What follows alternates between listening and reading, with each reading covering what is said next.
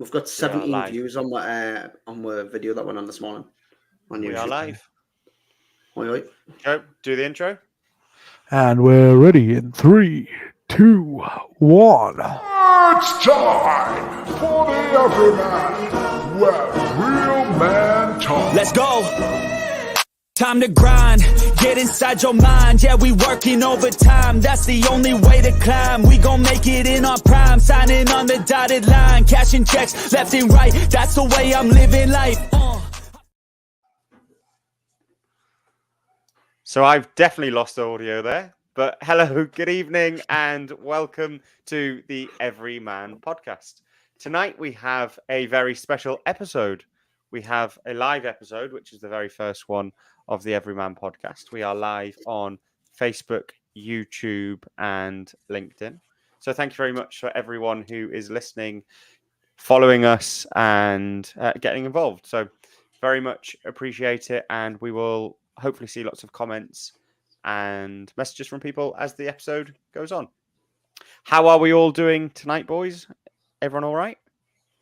Living the dream, mate. Living the dream. I thought I'd get in there before Dean cuts us off, or Job starts us there.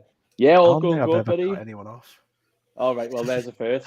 So straight away, living up to your expectations. But yeah, mate, living the dream. Yeah, had a good weekend. Obviously, boys that play football, I was back out there. First bit of action in pre-season, so it was really productive for me. I know Lou and Dino, you got the chance to play as well. How did you feel after football? Have you had a good weekend? To be fair, I think you need to just tell all the listeners about your performance, because you're smiling. I'm intrigued. That's actually what you want to do.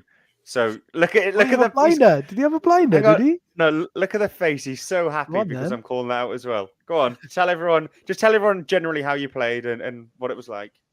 Well, I mean, I hate to boast, but I was very good. I can't lie.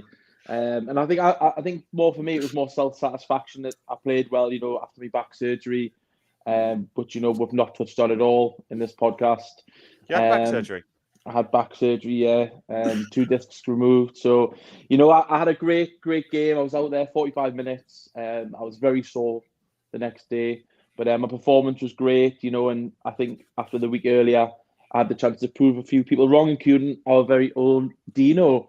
Dino actually came up to me after the game and apologised for ruling me out, which was a nice touch. I appreciate that he thought I was down and out, but the comeback's always greater than the fall, as they say. So, Dino, do you want to tell everyone how I played and the apology he gave us after the game? No, I played all right, mate. One decent save. Like didn't I have said, much else to do. Otherwise, I think all right. Put it this way: you are a million times better than the last game you played. Probably more. Probably a billion trillion times better. Thanks, but I appreciate that. Do you know what it is? I thought obviously with you having a year out basically of not training and playing, I thought you'd suffer for that. But you looked fresh, mate. So now, well done. Congrats on the performance. Kick on, mate. Definitely, mate. I appreciate that. And you boys were involved as well, obviously. I've known Lou for quite a while. Lou, I mean, how do you feel after football? Do you want to just tell the listeners how good I played as well? Do a better job than Dino. Yeah. Is this what you're paying me for? Is this the bit that you want to pay me for? Yes, £5 on its way. Hang on. Ethan played amazingly well. He is extremely sexy and handsome. He is the best looking on the team. What was the next word? Sorry. And he has got a massive hog on him. Okay. So yeah, Ethan. We'll move on from that part. No, Ethan played well. Overall, though, yeah, had a really good weekend. It was good to get back on a football pitch. Yeah, how are you, Lou? Actually, you've been, especially since the dad bod. Like. Oh yeah, the dad bod. No more number 9. No number 8 is anymore. Still number 8, but says the guy with his camera off. Oh, who's rocking the dad? Should we say the baldness, the dad bod? Oh, yeah. Okay, cheers, mate. Okay. But no, all good at the moment. Yeah, just trying to get back playing a bit more healthier. I think I played well, so nice to get back into it. Dean, how are you? Everything all right? Not bad, mate. But stressed with everything going on at work and all that, like. But just Mhm. keep taking every day as it comes, to be honest. I've just got the all clear from my physio so that I can start training and playing football and running and stuff again. So the Yep. 2 stone that I've put on since my wedding can start getting shifted, because It definitely looks more than it looks it's more 2 than 2 now. stone. Wow, Is it? Lou. 78 kilo to 90 kilos. But as you know, I only hold my weight in my gut. So it's literally belly. only here. So what My about the arms and boobs? that are skinny. Yeah. Yeah. Mainly the gut though. Only If I'd put it on, cut it out when I edit the videos. But Yeah, that's That's true. why I turned my cam off. You need to learn from me, do you? so how you do, Joby, as well? I haven't heard much of you lately, mate. Yeah, I'll be honest with you. It's a bit of a rough time at the moment with some personal stuff going on. But I Do you want suppose to talk about it? Yeah, do you know what? Not at the moment. No, I mean Okay. I can talk about how I feel. Certainly, I Yeah. definitely. I'm not shy about like expressing my feelings, especially since starting this pod and stuff. It's definitely been one of the most stressful times in my life, and put a lot of things in perspective. Perspective, is that the right? Yeah, that's the right word. Everyone here knows the situation, and I'll basically just say there was a sudden death in a close family member, and at a very young age, and basically it shocked my system to the point where I think like it can just happen at any time. Do you know what I mean? Yeah. Especially Yeah. having such a young Ben and stuff like that, and being a larger lad, I kind of think I need to start looking after myself more than ever. So Yeah. I No, I suppose think you're right with that, mate. We've spoke about that quite a bit, haven't we? Around sort of our physical health and how our physical health almost how it makes us feel about our life. And I think the older we're all getting, it's making us feel or think more about how long we're actually going to be here. Especially when, like, we've chatted a little bit around what you're going through and what obviously you and your missus are going through, and I think it's really hard once something like that happens. It puts everything into perspective. it does indeed. I think the hardest part of it is just like, suppose, acceptance, just knowing like, Mhm. you know, it's kind of, you hold yourself accountable for your own actions in terms of like looking after yourself. I think that's kind of the biggest thing it's done for me. Just before I forget, we've actually got a comment from Neil Hammersmith that says back surgery is never fun. Would you agree with that, Ethan? Yeah, I would say it's not the best thing I've ever done. I can't lie. It was painful, and I was out for a long time. But well, there's quite a few positives come out of it. I think the biggest positive is the fact that I had so many supportive people around us, and so many brilliant people. Everyone in here in this group was messaging us. We've got friends and family that really came to the forefront, and people I've not even heard from for years were willing to come forward and just offer that support. And I think for me, at a time where you're at a bit of a crossroads, coming up with, I'd just been 30 at that time.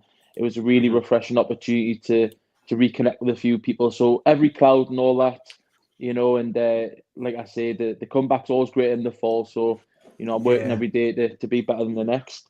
I'm gonna throw myself under the bus here. My whole life, I thought the saying was every clown has a silver nose, and I don't know why. You thought it was what? Sorry, every clown has a silver nose, and I don't know where or why. that explains so much about you. Understood that from, but it was only until I met Beth, and one day I said in the car, I was like, "Oh, every clown has a silver nose," and she like looked at us and went, "What? You what?" And I went, the saying every clown's got a silver nose. And she went, "You mean every cloud has a silver lining?" I was like, "Oh no, Yeah. oh no." So yeah, To be she fair, tells everyone that. Your missus is wicked, and I really hope she still has your life for that, because you absolutely deserve it. She does where she Good. works. Every single person who she works with now actually says that as like an actual saying, just to take the piss out of us. So I'm not going to live that one down for the rest of my life, to be fair. No, I love that. I mean, just before we move on as well, just to touch base, I do want to thank, my mum, out of everyone. I hope she's listening. She's not the best with technology. I've told her we're going live, and she's a massive Joby fan. I think she likes Job more on the podcast than me. But you know, I wouldn't have got through my back surgery and the aftermath and everything without my mum. She did everything for us. Luckily, she didn't have to wipe my arse, but she did everything else practically. So you know, I owe her a lot for that, and you know, we're really reconnected. So I'll always be grateful to my mum for that. But you know, something I just want to touch up the Ange. Go on. Up the Ange. Just something I want to touch on with Joby. Joby mentioned there, just going back to your scenario. I know it's not ideal and you don't want to talk about it. That's fine in a sense. But I think the fact that you're acknowledging it is something that maybe you wouldn't have done previously, which shows massive progress for you as a person, and the fact that this is what the podcast wants to get across. It's okay if you don't want to talk, if you don't want to express every emotion because you don't want to maybe let that side out just yet. But the fact that you're willing to acknowledge that you're in a difficult situation, you open up to your feelings, you know, to us, it shows real progress. And I hope people who maybe have issues like this outside the podcast can relate to you, Joe, because I think it's really brave what you do, mate. I mean, I take my hat off to you, as we do every episode. We take a verbal Lewis Ryan's hat off. You mean proverbial? That's what you meant to say. What did I say? Pervertial. Perverted hat or something. Something like that. No, to be fair, I think if one thing it's taught us doing this podcast is just like, even if you aren't ready to speak about a scenario, you can certainly speak about how it's making you feel. Yeah. And that's the same as kind of exactly the scenario I'm in at the moment. I may not be ready to speak about what's happened, but I certainly I've learned not to shy away from your emotions and letting, especially with friends like you guys, just know how I'm feeling. I think it's kind of like, in a way, a nice release. So I think everyone should do it, really. I mean, if anyone ever struggles doing it, which I kind of think is one of our topics really today that we want to discuss, is like men struggling to actually sort of speak about their emotions. So it kind of leads lovely onto that segue a little bit. But I know in the past, me personally, I can speak from personal experience. I've definitely held things in, held things back. And in the long run, it actually just makes you feel 10 times worse. So it would just be great to hear your guys' personal experiences from that, Lou. Yeah, I think if we're going to tell the listeners what we are actually speaking about tonight, the first thing was we wanted to get across to all previous guests, where we've had, I think, around 18, 19 guests today. Apologies for and even our listeners, we massive apologies for the delay in some of our posts. Not to go into it too much because there's the legal part around it, but we had a little bit of a dispute with a sponsor, which then meant we were unable to post at the rate and the speed that we actually wanted to do. So apologies for that, but that is all resolved. And as you can see, we don't have a sponsor, so it got resolved in the way that maybe we didn't want it to get resolved, but that is what it is. Not yet, but I'm hoping Manscaped see this, because I have a new girlfriend and I could do with the Lawnmower 4.0 if Manscaped are watching and want to sponsor our podcast. Wait a second, let's not skip past this. What was this about Ethan and True Love? What? Yes, it is finally hang on. Joe went on the girlfriend. I was on about what's this Lawnmower 4.0? Oh, have you not had the 4.0 before? No, I've never heard of it. Oh, the best. Oh my God, to protect your balls, Lou. So you don't nip them? So you don't nip them? Aye. Don't nip them. I don't nip my balls. I kind of see them, so I always nick them. Oh, no. Oh, Nick. The Lawnmower 4.0, the revolutionary hedge trimmer for all your men out there with the complimentary ball deodorant. You know, Manscaped, if you are watching and want to sponsor us, we can do them all day, every day for you boys. Yeah. So the first point was to speak to previous guests, and obviously I will update them when their episodes are going live. We've had 3 drop over the last sort of week, Dean, is that right? Yeah, two on YouTube. We've got YouTube ones coming out Monday and Thursday for the foreseeable until mid-September. Cool. And then we're a little bit behind on the YouTube compared to the podcasts, but they're going out weekly as they are as well on a Monday. So should sort of catch up by September-ish time. Cool, fantastic. So that's that part. We can move past the housekeeping. Moving forward, we'll get regular episodes dropping. We'll try and do a live at least sort of once a month, because I think this is really great to actually have the conversation live without people having to go and find us on Spotify and all the other places, Apple Music, Apple Pods, that sort of stuff. So tonight's topic for all of our listeners and for you guys who may or may not know what we're actually talking about tonight is essentially, why do men, and we'll talk about our own experiences here, why do we find it hard to talk about our issues? Joe, we've kind of touched on you and your current situation, but we'll move past that because I don't think that's necessarily the most fair thing to do when you said you don't want to talk about it. No, that's fair. But so when I think of this podcast, right, and as a group of mates, we've all opened up on various, probably, if we're really honest, shit times in our lives where we've struggled, or times that we regret, or times that have been really challenging for us to the point that has maybe altered some of our actions, and maybe we're not proud of some of the things we did, or the way we treat people, or the things we said. And I think a lot of that is because we struggled in the moment to deal with the things that were impacting us negatively. And by reaching out, that probably would have set us up to maybe not have the huge sort of falls that we did. Ethan, I'm going to go to you first. So no pressure here, mate. But I'm going in order of good looking, so you'll take that one if I throw a compliment in there. Why do you struggle to open up about how you're feeling, and if you're struggling with something, and truly be honest? Not just say, I might be struggling, but actually be honest with what the situation is. Yeah, Lou, I appreciate that. That's the good-looking comment, you mean? Yeah, I am handsome. Yeah, I mean, no offense, boys, but it's not hard to be top of the good-looking list that you us for. Sorry. Nah, I've got the wooden spoon. Don't worry. It's all right. But personally, it depends. For me, it's subsequential, if that's the word, subsequential. Probably just not. Go with it, mate. But yeah, just go with it. So I've got certain people I can open up to, and there's certain people I can be vulnerable to, and that's a very small circle. And as a friendship wise, I'm lucky to have so many great friends, so many great acquaintances, throughout the years. But really, being vulnerable is something where you're wanting someone else to accept you for not only being the funny thing, going out drinking Ethan, having a laugh, getting naked and joking, jumping around in football change rooms, Ethan, but being vulnerable in a sense of, will they accept you as warts and all? So will your friends accept you for the down days, the bad days, the days when you are a bit of an emotional mess and things like that? And I think for me, that question is something where it really affects my mindset. So I don't tend to open up as much.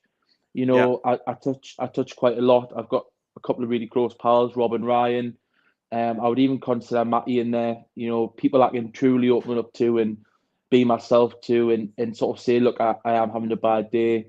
And they will get you out of it. They'll drag you out of it by your bootstraps. And I'm lucky to have that. But I think it's definitely a case of, can I be vulnerable? Can I open up? And will these people accept me? Because I'm far from perfect. And that's from a friendship group. As a relationship group, it's slightly different. Like in a relationship, like with women, I've made it clear in the past, I'm on here because I want people to talk, not just men, but women as well. And I've been horrible to lads, lasses. I've had really horrible times where I've struggled to deal with my emotions, and I've took it out on people that are closest to me. Ex-girlfriends where I've struggled to put my emotions into words, and it's come out in negative manners. Because I think in a relationship sense with a female, it's the same scenario, but it's almost flipping on its head, because you want to be vulnerable. It's not like you don't want to be vulnerable, but you're scared that they'll then push you away. And that was for me. And I would bottle things up, with my ex. We would, I would have so many positive things. We would do so many great things, but then the negatives I would bottle up because I didn't want to let her in that side of me. And then, I'd be drunk, or, I'd bottle it up to the point where you'd explode, and you would sort of vent and rant and be not who you should be. And I think for me, it's a case of, are you willing to be vulnerable to this person, and will this vulnerability impact your relationship, but will this person accept you for your weaknesses as well as your strengths? And for me, I think that's the hardest thing, because, you know, it's quite common knowledge, but my dad wasn't around. You know, he rejected us at a young age. My mum and the family I've got are fantastic, but, you know, early rejection is something that plays a long part of it. And even to an extent, I don't even open up as much to my mum. Obviously, we've grown a lot closer since we're back, but again, I'm very cautious how I'm opening up to her and being vulnerable to her, because, you know, I don't want to put stuff on her. And same with family. So for me, that sums it up. You know, it's a long answer to a short question, but that would be my stance on things. And I am sorry to everyone that I've bottled up and, you know, of being, you know, rude to, abusive to, offensive to, things like that, because I never meant any of it. You know, it's just one of those things. I am scared to be vulnerable with people, and I'm sort of scared to be abandoned, sort of thing. So yeah. I mean, if you don't mind us asking, Ethan, and you don't have to answer if you don't want to, as far as like not having that like father figure from an early time in terms of like being rejected and stuff, do you think that's affected you in the mindset of like, do you know, like that old school mentality of you need to be the man, if that makes sense, in the household? Do you think that's like, Yeah, kind of had an effect? yeah, I would definitely say so, Joby. I think so. You know, growing up, you know, it was me, me mum, and I had a great support network. You know, me nana, me granddad, me auntie, me uncle, people like that who were fantastic. But, you know, when your mum's working so many hours, running her own business, being a successful businesswoman, you know, you have to you do fend for yourself at times. And having a dad there would have been really good, because I maybe wouldn't have had to fend for myself. Now, that's not to say my mum left us. You know, like I say, I was in a great support network, but maybe having a dad who picks you up from school, or maybe takes you to football, you know, or takes you to the gym at a young age. You know, I see so many people have so many great father figures in their life. You know, my mate Lewis, his dad Mick is a massive. You know, he is like the perfect dad. You know, he's Yeah, he's a fun, good he's bloke. bubbly. He'll take you out for a beer. You'll watch a football with you. You say the word, what you say, he'll have a conversation with you, and he'll react to what you say. It's not just a yes, yes, yes. He's not a yes man, and he's a top guy. And people like that, you know, my Uncle John, you know, my Uncle Keith, my granddad, people like that were great male influences throughout my life. But having that father around would have probably been a lot better. You know, would have maybe tried harder at football, would have made friends more, would have not been such a big lad because I maybe overeaten. You know, I remember when I was younger, my mum would be at work, and, you know, I'd like secret eat, and then she'd get home and she'd be like, "Have you ate?" And I'd be like, "No," and would get food again. You know, and I don't know if that was a comfort thing or what. You know, but it has affected us along the way. I didn't think it had until recently, and you know, I've give up on the relationship with my dad now, but I think it definitely has affected us. And I would always tell myself it didn't. Like, I'd always say, "Oh, I'm not bothered if he doesn't show up again. Like, if he doesn't come pick us up, you know, when he says he would just not show up most of the time." Yeah. And it did. I used to say it didn't bother us, but it did, and that had a massive impact on how I react probably with women as well.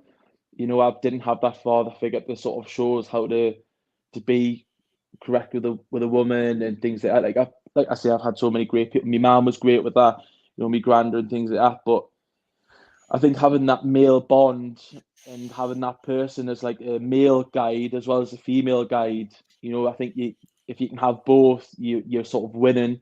And I'm not taking anything away from single parents, because they do a fantastic job. But I just always, you know, I do think it was a massive factor in my growing up, and the problems, some of the not all of the problems.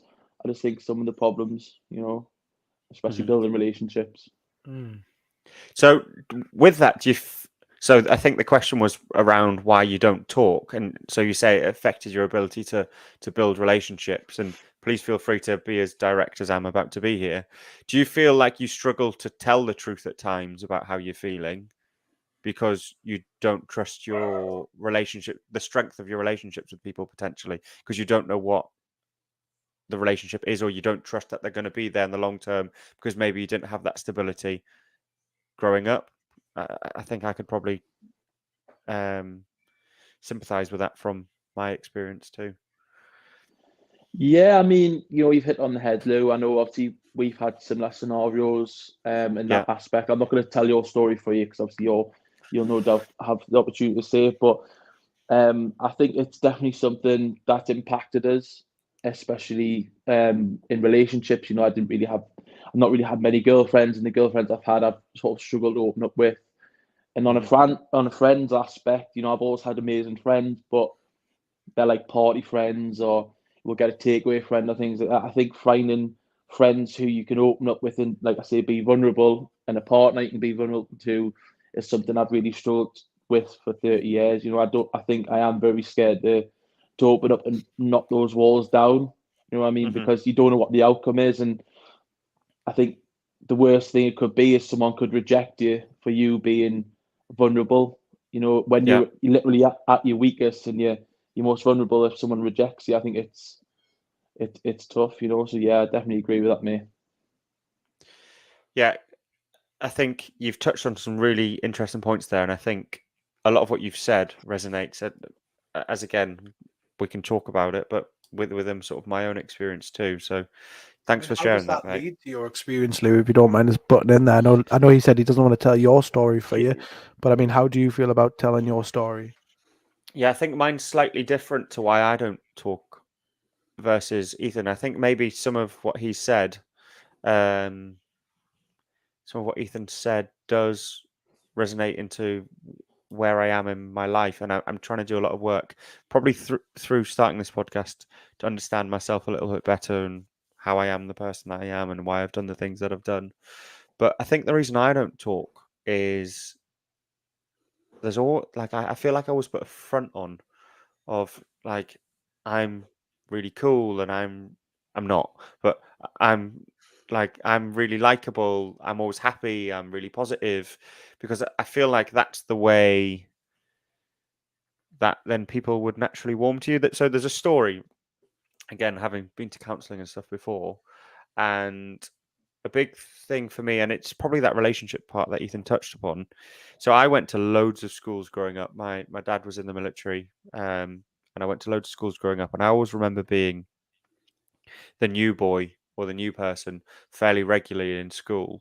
I think, I don't know, like 8 schools, 10 schools, or whatever it is.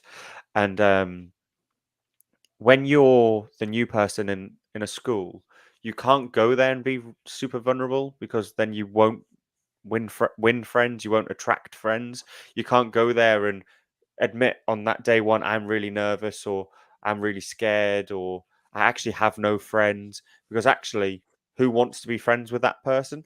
So growing up, I perfected this perception, or this front of, no, I'm really happy, I'm positive, everyone will like me, like I'm really chatty, I'll take the mick out of everyone, I'll have banter, like you can rip me, like I'm really jovial, I'm like a bit of a lad's lad in the sense of like I'll talk about football and all that sort of stuff.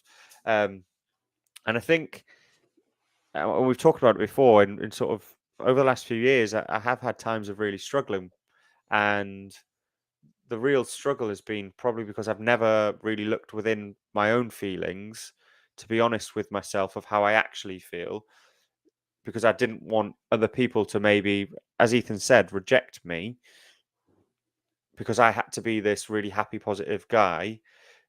And then I was fearful if I wasn't that happy, positive guy, then people won't want to be my friend, maybe. And that's like at a subconscious level. I haven't consciously woke up and thought, oh, I have to be that person, otherwise people won't like me. And as I've started to share, and even on this podcast, by doing it, one, I found out who my real friends genuinely are. And obviously I count you boys massively in that, which is great. And I've realized in my life what is important, probably what isn't, and who is and who isn't, and the decisions that I make.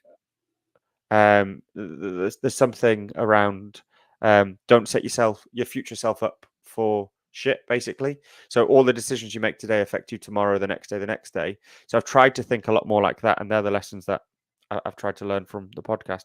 And a lot of that has been trying to be a more genuine version of myself. So don't try and be this fake positive guy, but just be the genuine, have good days, have bad days person. And then your real friends will stick around from that. So yeah, I think a lot of the reason for me to answer the question really simply is probably that fear of rejection, like Ethan said, and never wanting to appear vulnerable to other people in case maybe that sign of weakness, people would exploit it or use it as an opportunity to, I don't know, as I say, exploit or take advantage.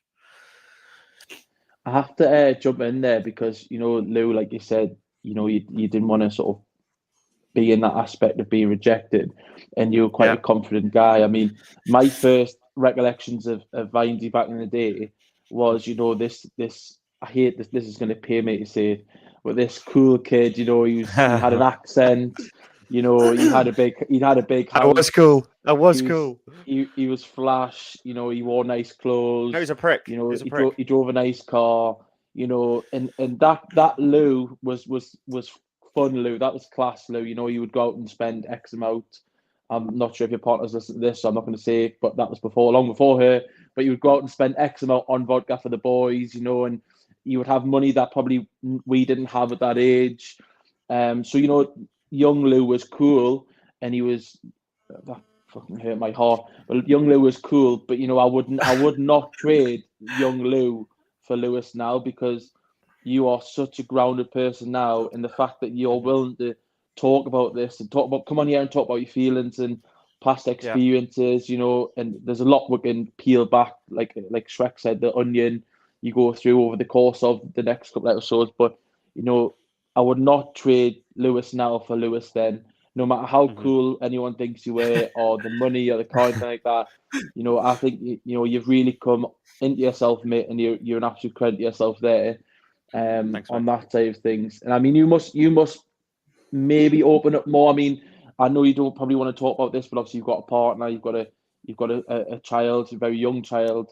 So if you don't want to go into too much, but how did your relationship with your partner, how did you open up and maybe let her in where other people wouldn't get in? Sorry, you wouldn't let other people in, if you don't mind me asking. If you want me to be really honest, I haven't until very recently. That's being extremely honest, like as in that's still something we are working through, as me being honest. So you reflect upon the Lewis at what were you, 18, 19 or something when I moved up to Newcastle, and that person was what I described when I first went into a classroom at 6, 7, 8, 9, 10, 11, 12, when I was in school, meeting new kids for the first time and being good at sport. So I would, as soon as I went to a new school, I wanted, because I was quite good at football when I was younger, well, go and play football, and then people like me because they'll think, oh, he's good at football, so I want him to join my football team, and then straight away I had a team of friends. But us going on nights out, again, just because I had a little bit more money than an 18-year-old normally would, when we went on nights out, was, oh, well, I'll buy the drinks because then you'll be my friends. And I spoke about this on a previous episode, that's hurt me today, because I built, and it's not that our friends group, Ethan, aren't people that I don't really care about, because I do, but I didn't really build a relationship with a lot of them beyond the nights out, where then I didn't have that support net. There's only, well, to this day now, of that friends group, it's only really you that I speak to. But if I see any of the other 15, 20 lads, we'll have a good joke on and carry on. But I don't feel like we ever went past that moment of like really understanding each other beyond a level, because I was always putting a front. They might have tried, but I never really lowered my front of trying to be cool, as you say. Cool. And I look back at that person, and think, what a prick. I'm going to be honest. Like, I wasted so much of my life and time on things and people that weren't important versus people that I should have been putting my time into. And the Harriet one, there's a lot of work, mate, because it's a lot of self-work for me to understand myself, my values, take a step back to take a couple of forward at the moment. No, I appreciate that, Lou. Thank you for opening up. It's give or not give as much as you want on that aspect. I mean, before we ask Joe Well, not something that we're not allowed to mention. That I'm not allowed to say. But He mentioned it before himself a second He ago. did mention it earlier. He half went there. Half went there. I'm also going to put in there quickly, Ethan. When you started saying like, "Oh, old Lewis was so cool. Old Lewis was so attractive. Had so much money," I'm thinking he's going the wrong way. Is he saying new Lou is like ugly, has no money, not fat, cool, bald, skin? Whoa, Mine- Lewis was mine- such a nice guy. Like, what the... Mine, I'm gonna say I can't remember seeing attractive. So, Job, I think you're putting fantasies in your head there. He's a good looking I bloke. def- Louis, a good looking I bloke. mean, he's good looking, but not attractive. He had You know what I hair. mean, he had hair. He did have hair. I've got some good photos of Lou on my phone. Yeah, lots of good times, mate. Bring him up, Lots of Joby. good times. Yeah, bring him up. Oh, Gene, I forgot you on this podcast. Jesus. I was just thinking 35 hello, minutes Dean. and I've not said a word. And everyone, welcome to Dean for joining the podcast. Yeah, thanks, lads. Better late than never. Better late than never. Before we ask the two chaps about their specific, what we've just mentioned there, just touching on partners. I know obviously, Joby, you've got a partner. Dean, you've got a partner. Not obviously same as Lou. You don't have to go into it too much. Being sort of vulnerable with your partner, or maybe letting them in where other people aren't. How have you found that? Is that something, Job? I mean, would you like to start and tell us a little bit more? Yeah, to be fair, I'm in quite an opposite position to Lou, and I mean in the sense of like my current partner Beth, she's like probably the biggest support network I have.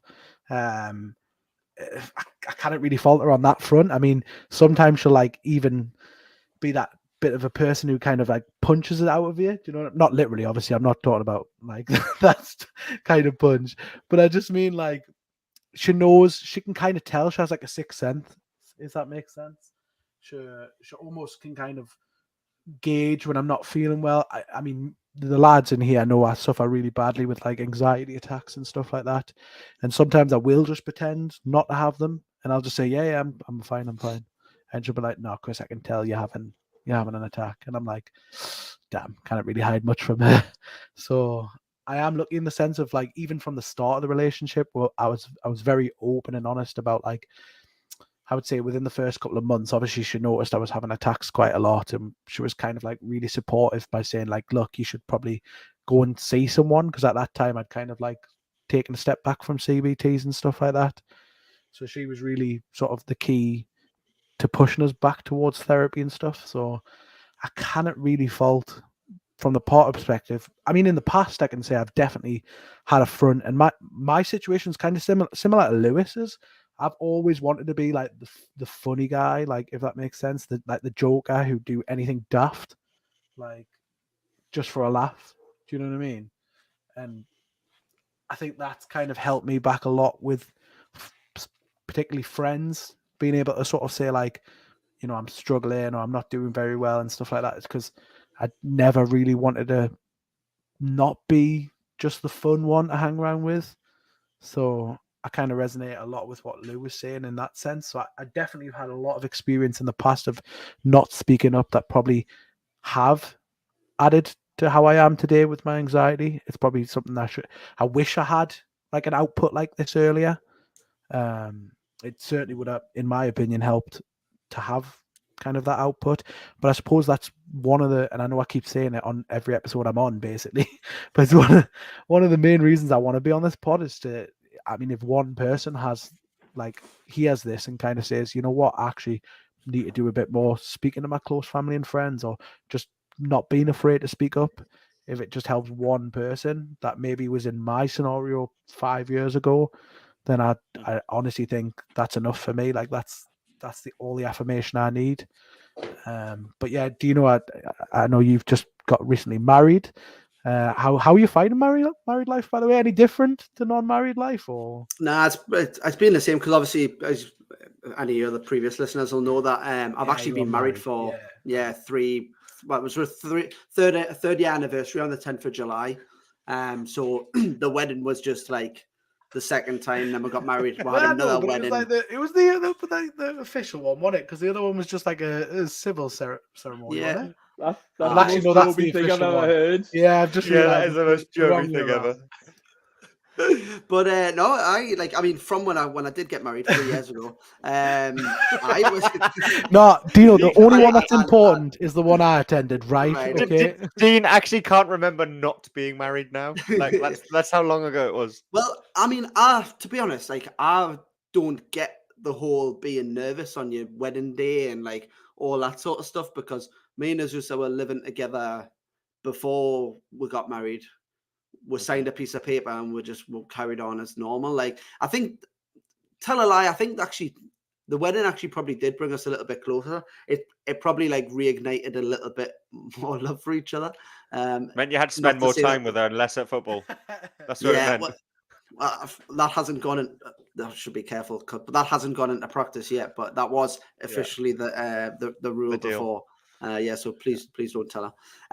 Yeah. But no, it's good. Like I say, you know, coming to like the original question like we were asking before about why we find it hard to open up. I think I personally find it hard because I don't even open up to myself to tell myself how I'm feeling.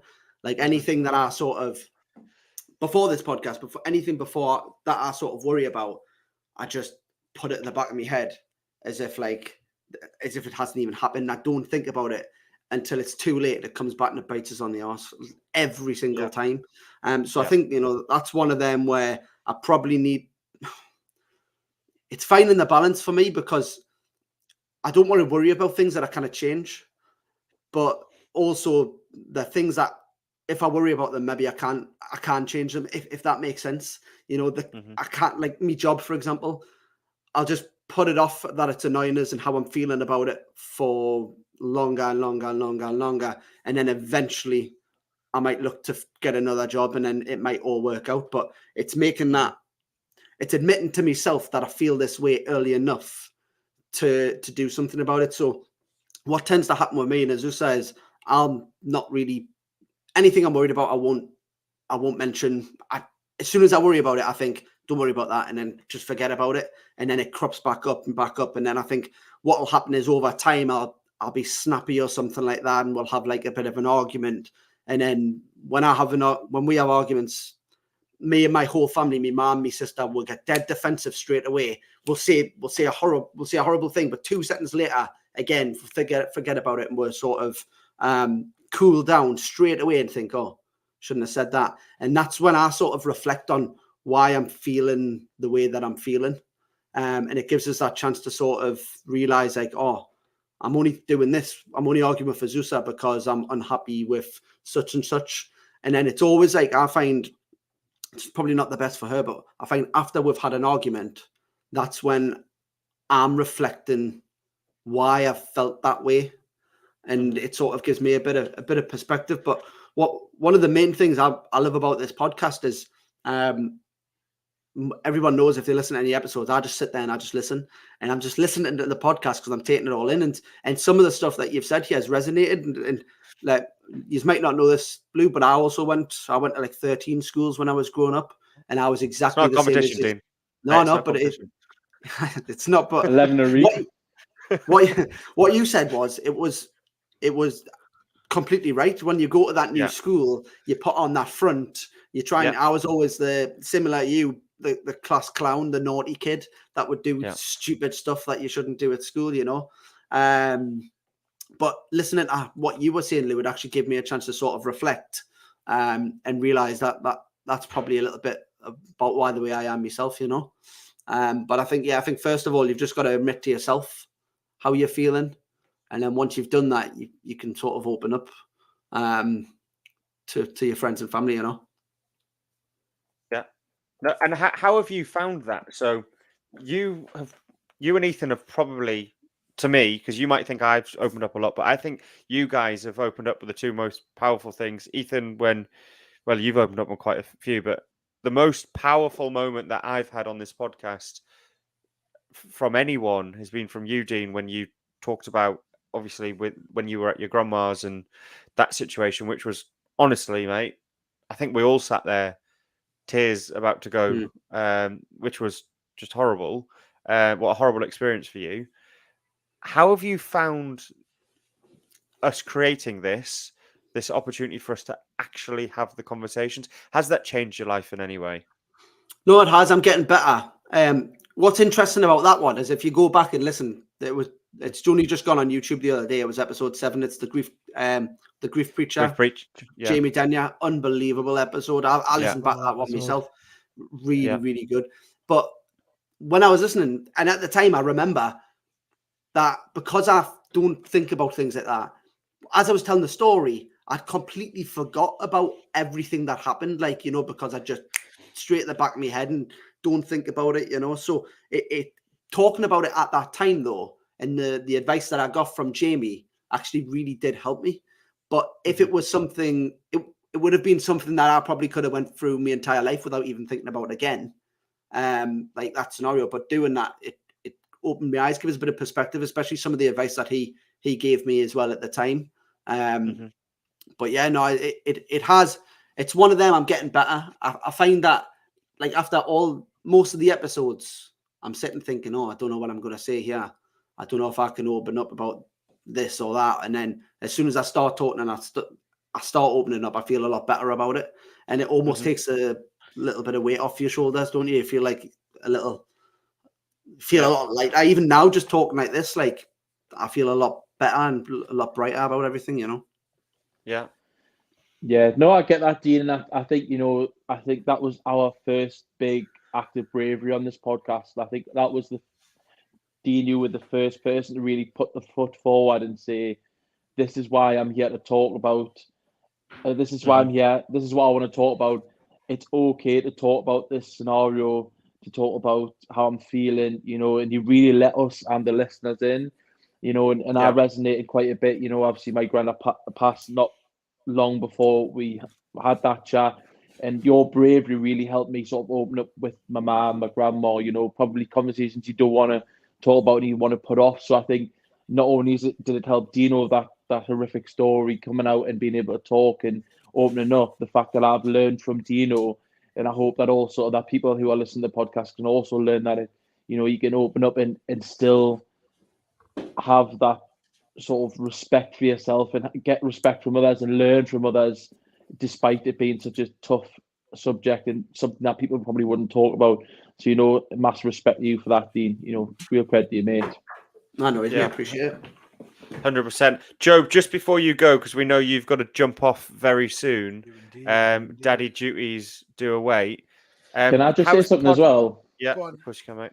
I like how Joe was saying earlier that his partner is the most supportive person in the world, yet he told us before we start recording that he had to be off by a certain time, otherwise he's going to get in the doghouse. So, I want to know which partner it is tonight, because she's not, you get forced off now. Oh, well, great. So I'm going to have a fun night tonight. I'm just going to tag Beth in under she's this already video watching, so it says skip to 47 minutes. Amazing. Beth, you should have heard what he said about you before the live show, honestly. I have the power to remove people from this live stream. Yeah. But Dino, just a little bit on before we start on what Lou was going to go on to, just a little bit about what Ethan was saying there. I think from my perspective, it's one of those things where when we're talking about like people struggling to talk about it, and a lot of us have all said at the same time that all of us kind of didn't want to be perceived as like troubled or having these issues or being sad or whatever, because we'll worry about what other people might think of us.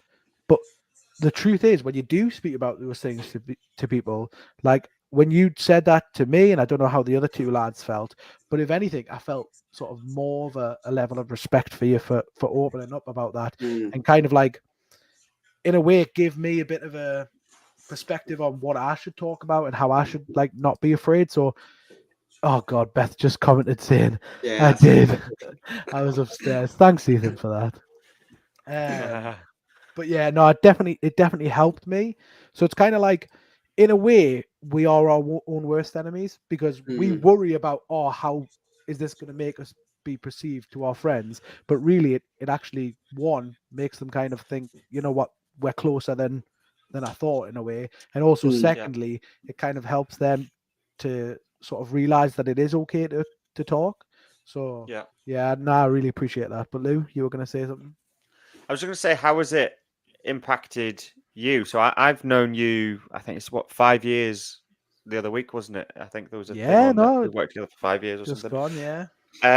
And I've seen you go through various ups and downs with your own sort of mental health, physical health. And to be fair, I've gone through things too, but I'm not anywhere near as open as you. So Yeah. while you were struggling, I'd like to think I was there, and we had lots of chats about how you are and how you're getting on, and if there's anything I can do to help. So how has this podcast helped you with some of the things that you might have been struggling with before? Has it given you another outlet to sort of live a slightly different life than you were previously? Yeah. No, it definitely has. I mean, actually, funny enough, the biggest output for me for this podcast is actually not to do with myself. It's to do with others. And hit the nail on the head a little bit, Lou. Like, we've known each other for 5 years, and I've always been very good at telling you how I am, if that makes sense. But looking back at our 5 years, how many times have I investigated a little bit more? Because I'm very guilty of the person who can say, "Oh, how are you? Yeah, I'm fine. All right, no worries." Like, do you know what I mean? I'm very, very guilty of that. So I'd say the biggest sort of like thing this podcast has done for my own mental health is just being able to sort of support other people a bit more in the sense of not just taking sort of like, I don't want to say taking people's first words at face value. True. Yeah. Cheers for that. That's a much better way of putting it. But yeah, just being able to sort of delve deeper into my friends' emotions, and that in a way kind of also helps us as well, because I feel like when we do speak about these things, you kind of grow a closer bond as well. And I know, like, from this podcast, especially us four and the other lads involved in this, certainly, like, from the start of this podcast to the end, I know if I wanted to, I could just message Dino and say, "Dino, I'm really struggling at the moment," or "Ethan, I'm really struggling at the moment." Prior to the podcast, could I have done that? No. Do you know what I mean? So it has definitely helped us, but my key factor from doing this so far has been just trying to be a better person towards my close family and friends. No, I think that's a really good point. Have any of you guys felt that, Ethan, Dean? I don't know if I'm at the point where, sorry, Ethan, I've just done what we said we wouldn't, but I don't know if I'm like, I don't know, like, I feel like I don't know if I would burden someone with that. I still feel like, for me, I'm not there yet. It's somewhere where I'm getting a lot closer, and you know, I do encourage everyone to speak up 100%. It's just something for me. Like, I sometimes worry that people can't be bothered with me. You know, if I said, "Oh, I'm feeling really down, want to go for a coffee," and like you're with your family, you've got plans, and then now you're in a predicament where you have to either give up time with your family or come to me. So we try not to be that burden on someone. It's hard because you do need to open up, and these conversations really do help me. But that's something that I personally struggle with. Yeah, I mean, I'm the same. You know, I'll chat your lug off about football, or, you know, Lewis, Dean, I'll chat to you about, am I starting on Sunday? Am I getting minutes? You know, am I going to play this season? You know, what colour football kits I wear? What about these new boots? Things like that. You know, I'll chat your lugs off, and I'll have a conversation, you know, with anyone about anything. But I think, like Dean said, I think it's tough because really a lot of the time people have got their own issues. It's not as much for me personally thinking, "Oh, you're with your family," because, no offense, I'll text Vines. I don't care if he's with his missus and daughter. I want to know if I'm playing on Sunday. You know what I mean? I definitely have a son as well, not a daughter. It's wishful thinking. That's that is. Joby. That's a Joby moment. Wishful thinking. That's a Joby. Which you've definitely met as well. So. How long have you been married for? Only 3 years. I know. I've met his son as well, which is even worse. You know, but at the end of the day, it's hard to process because, you know, a good friend of mine said once, you know, sometimes people don't really want to hear it. They've got their own shit on. I don't. Am I allowed to swear? Is it watershed on TV? Allowed to swear? Yeah, Live there's pod? no watershed. Yeah. And I think your friend was So- just. I think your friend was just Dean, who literally just said that. To be fair. Yeah, I think so probably. But I think people like, like I've been in real life, like people don't want to hear it. People don't. Most people don't want to hear it. And I think that's what family's for. Family is really, you've all seen the Fast and Furious films, but that's really what you want a family to be. Someone to be there for you all the time by your side. As cliche and corny as it is, you want people to be there. And luckily for me, I've got my mom's really been there. I've mentioned before, my granddad, everyone like that. But I can't burden them with some of my feelings, with my emotions, because I think the older generation, now this is going to sound harsh, I think the older generation will struggle to process some of the stuff that maybe I'm going through because of not being through it themselves. Back in my granddad's day, did they have similar issues that I've got today? My granddad's a bigger guy, so he might relate on the weight aspect, but, mental health and things like that, it wasn't necessarily probably a tool back then where the people can learn to process and help you with your thoughts. Same with me, mum, to a degree. I think Yeah. I do appreciate where you're going there, and I'm sorry to jump in. But yeah, they did. Of course they did. But it's people dealing with mental health is not new today. It's not. But it's not 60, 70-year-old though, really, is it? Depression is how you feel. It's not a it's not invented come the year 2000. Do you know what I mean? Like because they don't self-reflect on how they felt back then. That's what it is. The difference is now we're having these conversations so people are more aware of how they feel, and there's a label for how you feel, so people understand maybe their own thoughts and feelings better. Your granddad may have, or anyone's granddad, not just making this about Ethan's granddad, may have struggled throughout his whole life and may still be struggling, but has never had the education or the conversations around him to understand what he's feeling, and then you almost just live with it and crack on with it. And I think that's half of the struggle that I'm personally trying to help us overcome for men and people generally, because I was one of those people who just cracked on, went about my stuff without trying to understand what I was struggling with. Yeah, I get that, but I think my perspective of it, and maybe I've not put it the right way, is they probably didn't have the tools to deal with their issues back then like we do now. So how would they support me if they haven't been supported themselves? So that's where I was maybe coming from, and I didn't probably word it the right way. I think the people I can relate to are the people who have been in my shoes, which is not many people, but like I said, it's 2 or 3 people I can talk to, and I know they'll listen and they'll give us legitimate feedback. My friend Matty, who I've mentioned a couple of times, he's a prime example. He will tell you his opinion, no matter whether it offends you or not, or upsets you or not. Yeah, and agree. People like that are hard to find in life because there's a lot of yes people. There's a lot of people who don't want to fall out with you or don't want to be vulnerable with you themselves.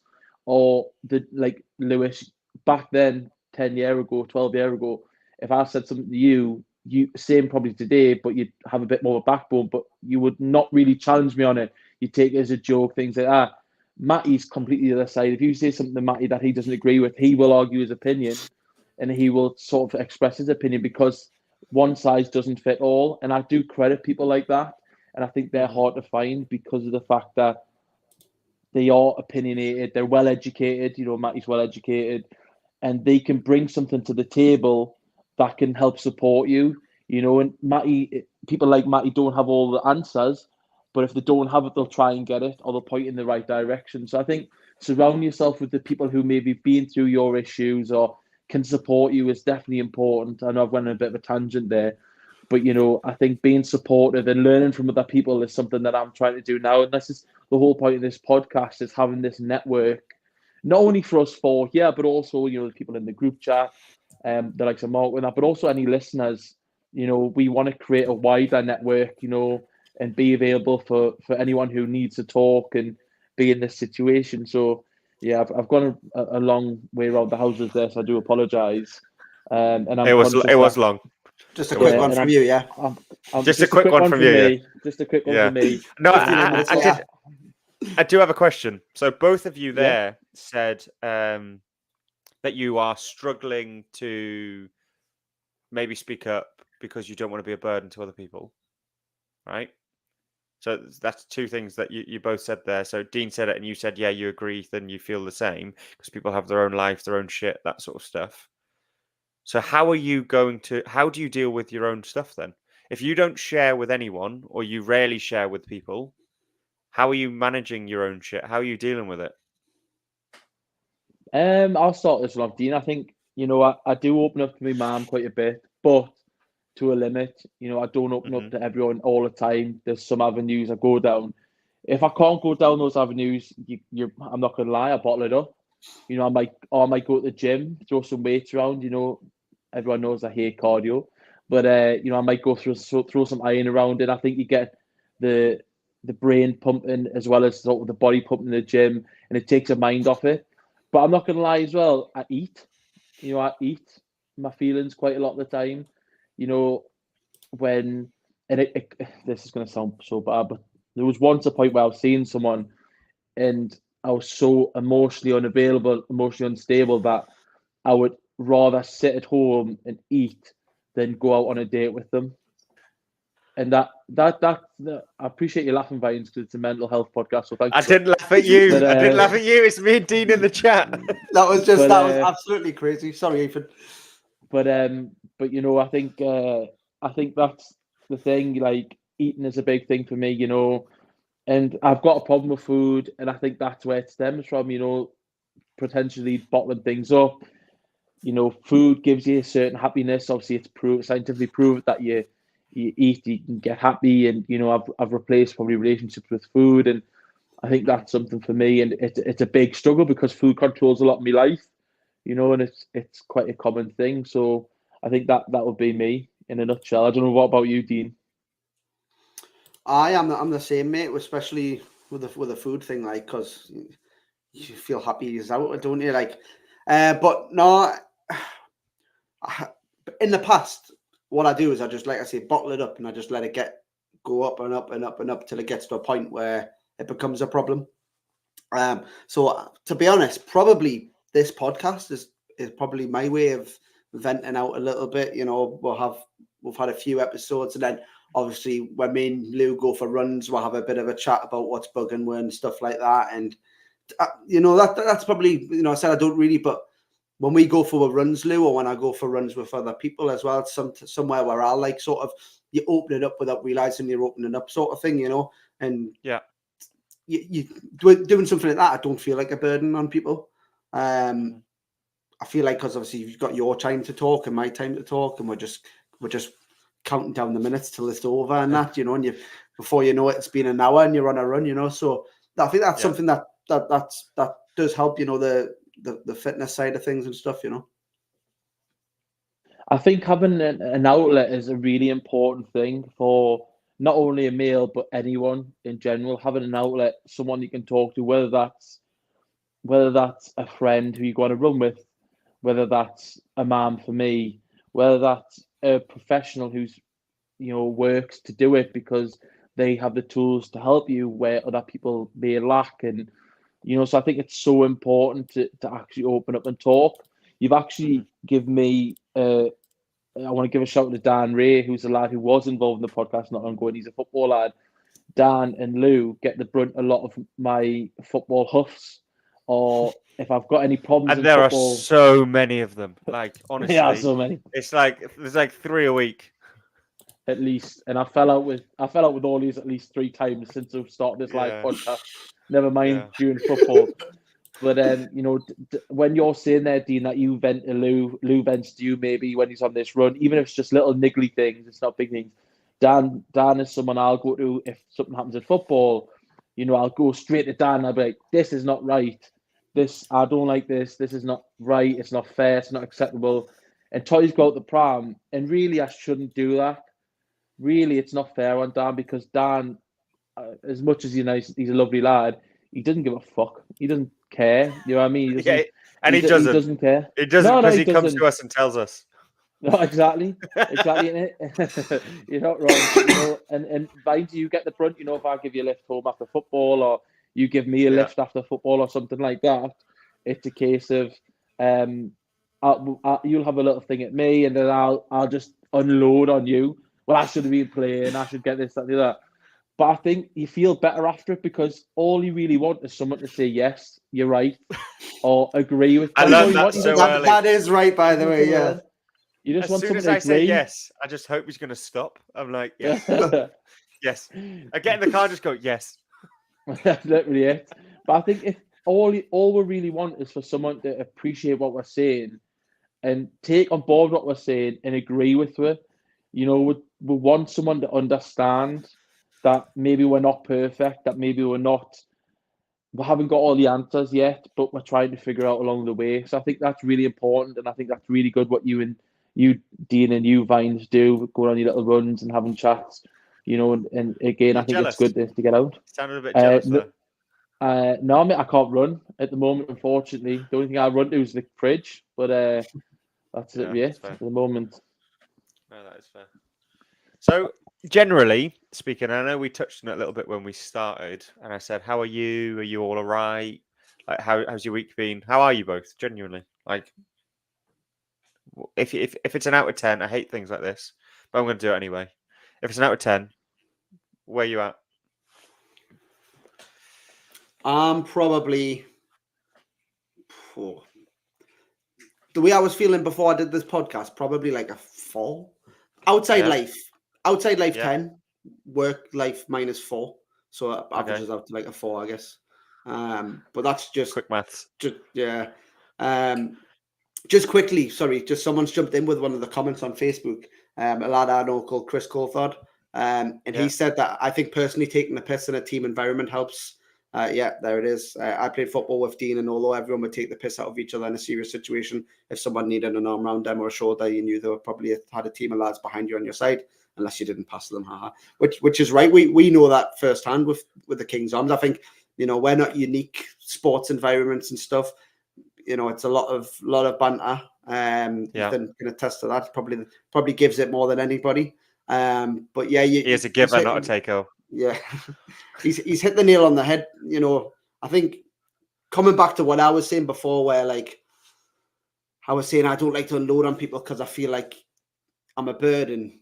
But deep down, I know when things get to a point where like I'm really struggling, I know that I'll have people there, and I know that there's a handful of people in the football team that you could unload on. So it's probably been. We mean verbally here, don't we? Because we're crossing to a different type of podcast here. Yeah.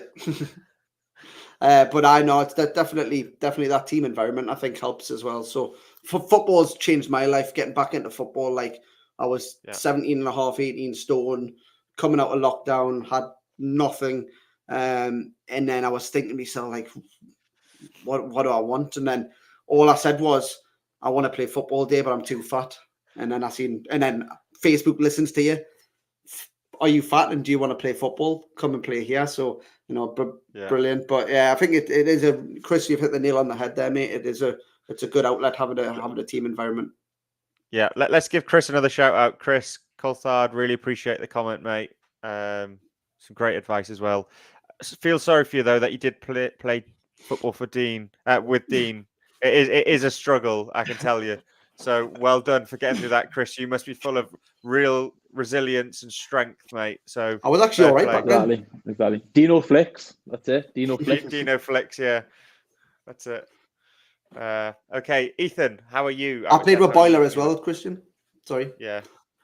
All right, cool. Thanks, Dean. All right. Appreciate that. I was answering the question there. Name drop. Boiler. Boiler. Boiler. Yeah, great question and great feedback from Chris there. No, from me, I am taking it day by day. I am really struggling at the moment with my weight. Not as much. I am struggling training because of my back, and I do have to every day. It's almost like I'm Humpty Dumpty. I've got to put myself back together again. So it is really tough. I'm trying to do what I can to fix myself, but how are you finding recovery? Like you never actually talk about your recovery. You say you're in recovery, but how is recovery going? It's hard. It is hard. There was a period, where I thought I might not walk properly again. The surgeons were very much, because of my weight and because of the operation I needed. They were like, you might not walk again. There was any amount of issues that could happen. But the physio I've had and the private physios and things have been fantastic. It's a long process. I'm in agony all the time, which isn't good. But I've got to try and make something out of my life with it. I can't just feel sorry for myself. Yeah. My eating is out of control. Being honest, my eating is just through the roof. I can't stop eating. It is funny in a way, because obviously that's all I thought about, but I am concerned about it because I just can't fucking stop. And What it's does a that? What does problem. that mean? You can't stop? Like, do you feel like you're fully addicted when you're not eating? You think about eating. What is that?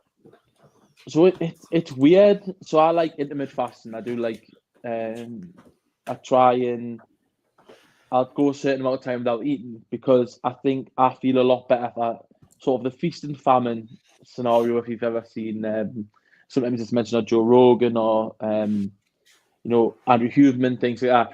But that works for me. But the problem I get in is I get in such a state that I can't help myself, and I almost have these meal blackouts where I'll get home and I'll say, right, I'm gonna have chicken and rice or chicken and veg or something healthy, or I'll meal prep, and I'll get home and I'll next thing I'll know, I'll blink and I've had 500 grams of pasta, 2 garlic baguettes, chicken. I've ate 4,000-5,000 calories in a meal, and I've ruined the whole day's worth of training, the whole day's worth of physio, things like that, and I just can't get over the mindset of it. I can't get out the rut. I prep meals or I buy meal prep and I'll eat it, and then I'll just get home and I'll eat more, and I can't get out of the cycle. And no matter what I do, mentally, physically, no matter how hard I train, and it is getting us down. I mean, I start weight management therapy on the 31st July, which is like something through the NHS, which potentially leads on to maybe a gastric ban or gastric bypass. But it's like therapy that you go through to start for a year. So I'm starting that. So that side of things is bad, but there are plus sides. I'm not all negative. A big win for me is I come on Sunday. I played football for the first time properly for 45 minutes. I played really well. Yep. Proved out I was wrong. I proved to myself something as well, that I still sort of could play in the Northern League. But I've met someone who's an amazing girl who really takes me for me. I've not really been vulnerable fully with her yet, but she's been a really nice person, really good influence. I was quite open and honest that I'm struggling with my eating, my back, financially struggling, and she was just an amazing person as well. Ethan, you've got a compliment from an opposition player here saying pulled off some good saves there. You'll take that. I appreciate that, Carl. Thank you, mate. I appreciate that. But yeah, no, I think for every negative there's a positive, and you've got to look at the positives. You can't focus on the negatives, because I do sound like a dour old bastard at 30. But there are some great positives. I have my mum. My little mum. She's officially retired. I'm proud as punch of her. She's got a dog, Bertie, the black lab. He's my little world. Me nana, me granddad, auntie, uncle. Me cousins. Everyone is just. I've got such an amazing family. I could whinge all about them all day. And I'm lucky to have them. So every downside has a plus, but it is. I can't lie, boys. It's tough, and it's getting harder every day. So we'll just. Is there anything we can do? No, we are doing something. No, not at the moment. We are, talking about it's good, talking about it's good and opening up and things. But I'm trying to get you out training with us on a morning. Yeah. Even come to the field, and I know you said you want to do. You want to do more cardio based than football stuff. Even if we just get to boot a ball at you, because you're in goal, or even just boot to your hands and you work on your hand or anything. But Ethan, we do actually have a question for you from Chris. It's come in. So he said, do you find you reward yourself with food? Like if you do a good solid workout, you think, well, actually this packet of biscuits isn't as bad. I do that all of the time. I'm so bad for it. Then beat yourself up about the whole thing and start the cycle again the next day. Yeah, Chris, great question, mate. I appreciate that. Yeah, I definitely think so. I think it's, delayed gratification, is that the word? Like I'll spend all day. I'll go to the gym early in the morning. It's quite common. I'll go like 5 a.m. with Ryan or Rob, and we'll train hard. And then throughout the day, you've got that intermittent fasting window. You might have a little couple of meals. Then of a night time, it is that sort of mindset that I'm in, and that rut I'm in where I've trained so hard in the morning. Oh, I can have a biscuit, or I can have a packet of crisps or something like that. But a biscuit turns into a packet. A packet of crisps is a family-sized bag of crisps. It's not like a little kiddie-sized bag of crisps that I call them. But calories add up quick, and if you start having so much at a time, it just completely throws out the window. And it is definitely a reward, and that's how I see it.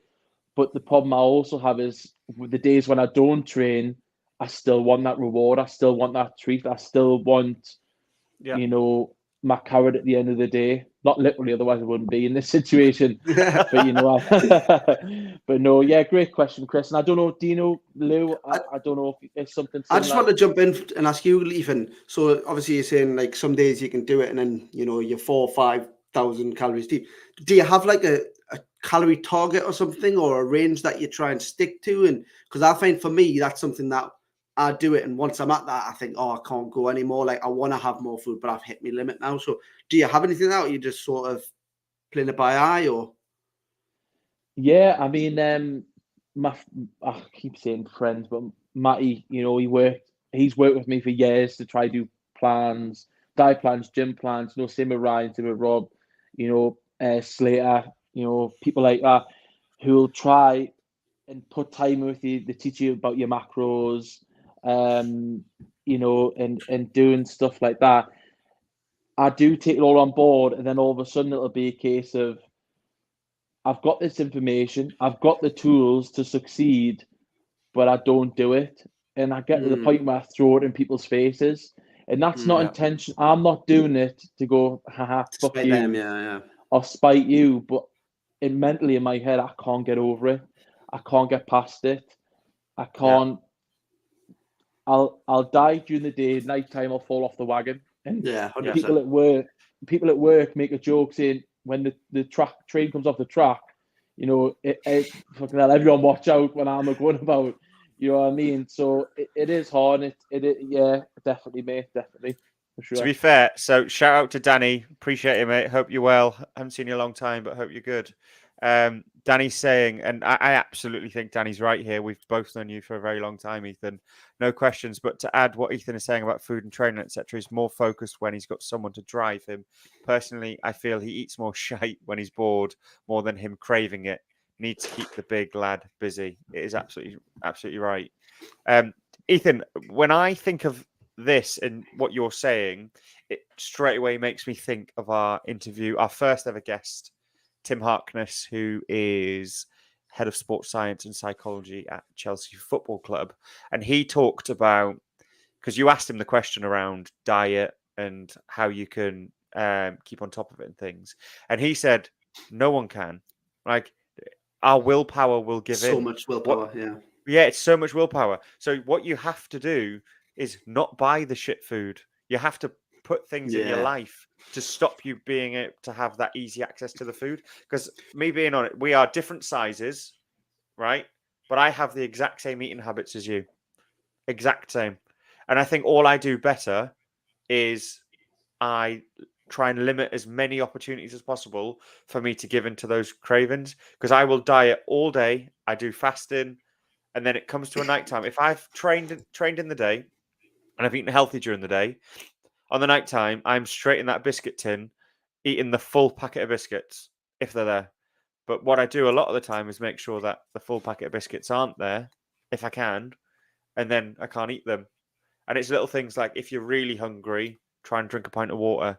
It's little things just to try and take the edge off that little niggling urge to go and ruin your full day. Yeah, no, definitely. Big shout out to Danny. I appreciate that comment. He's got a heart of gold, Danny. One of the nicest lads I've met, so I appreciate that. I mean, for me, Lou, I've tried every trick in the trade. I've done that. Don't get chai food in, but one stops up the road, and the fact Just is, I'm eat such a Uber Eats. the fact is, it's embarrassing to say I'm that much of a fat bastard. I wouldn't even walk to one stop, and it's Danny would tell you it's 2 minutes up the road there. I'll get my car, drive there, and pick up everything under the sun, like Bickies, chocolate bars, things like that. So, there are tools that work for people, and the hard part for me is because I'm so disciplined in the gym. I train hard, I push boundaries. I was even after hospital, after my operation, I was out on my crutches when it was icy, trying to get out there and walk, because they were saying the sooner you can walk, the sooner your muscles can keep going, the sooner obviously the nerves, you can try to get the feeling back in your nerves and your leg, and people would stop and ask if I was okay when I was walking on crutches. And the fact that my mindset on training and things, football, for instance, I would never give in, I would never stop. The bleep test, we've done bleep tests where I might fail to keep up with it, but I'll not stop running even at my own pace until the last person's done. Yeah. Things like that. And I'm so disciplined on that day, but I just can't stop eating. And I don't know why, and I can't do it. And if I could, I would, because I need to. It's getting to the point now where I'm struggling to breathe when I'm walking certain distances. I'm eating, like I say with that girl, she was over yesterday, and we were eating, having a meal, and I was out of breath eating next to her. She made a fun joke, which got us quite upset. She said, we're watching 90 Day Fiancé, which is my guilty pleasure. And she was saying that she thought I was asleep because I was snoring, but I wasn't. I was just sitting next to her watching 90 Day Fiancé. So, and if that girl accepts me walks and all like that, she wasn't put off or anything like that, but that is embarrassing for me. I hate people thinking I'm fat. I hate people looking and thinking, fuck me, he's huge, things like that. But then I don't help myself because I just eat. And it's not even nice foods all the time. It's just shite, whatever I can get my hands on. And I don't know, it's tough, it is. But yeah, it is. But what about you, Lou? I've whittled on You didn't give me a number. You didn't give me a number out of 10. Well, if it was on Dean's maths, a 4 and a -8, and a plus a 1 and a -7 and a 4 again. Now I'm gonna say, today I'm a 4. Yeah. Yesterday I was a 9 because for the football. For the football, because a 9 or a 10. Yeah, yesterday I was a 9 or a 10 because of the football. Because I proved Dino wrong. I proved other people wrong. You got to spend time with me. I got a chance to spend time with Vines. He ate a full packet of biscuits in the car, which he didn't tell Harriet about. And I got home and I got a chance to spend time. I hope she's watching. Is that why you went to Morrison's when you were leaving? No, hang on. Let's hang on. Yeah. Ethan, let's talk about who got what at Morrison's. Ethan, right? This girl doesn't exist who was around last night, who was talking about. He got a trolley full he spent 40 quid, right? So that's nothing these days, though. No, literally. He went, I'm going to go to Morrison's. We're going to get some healthy food and save a bit of money, right? So he went to Morrison's and spent 40 quid on junk food.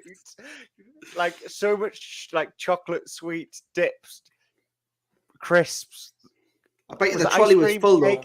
No, it was a basket, right? The basket was, like, overflowing with shit, right? And we're walking around and I went, weren't you doing this to save a bit of money and eat healthy? It was like, well... it was funny, wasn't it? It was good fun. It was, and we all had that food yesterday, and it was good laugh. It was a great day yesterday. It was a great day. No, it was. So you're a 4. I'm a 4 right now. I'm not my lowest, but I'm not my highest, and it's probably still riding away from yesterday. Plus, I got a bit of action last night as well, so that's how I'm a 10. Okay, hang on. What about you, Lou? Before we move on, we've got 2 things. So we will get to me. So Slater's asked this question. Does Ethan have anyone who properly holds him accountable with his eating habits? Yes. I'll give a short answer to this because I'm thinking. So my mate Matthew... The short answer, guys, let's just time it because it's 43 now. Right, let's go. My friend Matthew, he's massive advocate on diet plan, sticking to it. Write a diet plan, show me it, macros, everything like that. I did it for a while. I fell off the wagon. My mate Rob at work, he'll watch me like a hawk at work if I go get anything from the canteen or anything. He's like, "What's that? Put it away. You know you'll feel bad." And also my pal Ryan. Again, the three amigos there. Ryan's a vegan. He didn't try to get me to go. Well, Yeah, not hold that hold against them. There's no need to bring that up. Yeah, true. He's helped me with diets, different foods. They all send me different recipes, things like that, and we share common ground. We train together, and not only do we train together, but we try and have a similar outlook on life and training. And so I've got people there who hold us accountable. But again, it's so You bad. can only do it when you're there. Yeah. What I'll say though, I put it back in their face. So I obviously know all three of them, three great lads. All three of them. I don't know what Matty's shape is currently, but he gets himself in ridiculous shape, like really good. Ryan's obviously a freak athlete. Rob seems to run half marathons and marathons for fun.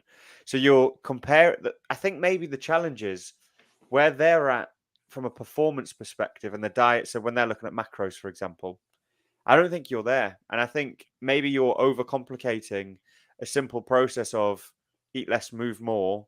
And I know that, and I'm not saying that to sound patronizing, but in the sense of, are you maybe trying to overthink what it is and putting yourself under so much pressure to do things the perfect way instead of, you used to say this to me all the time, Ethan, so I'll use it, the analogy back to you. It's just all about the simple wins, the easy wins.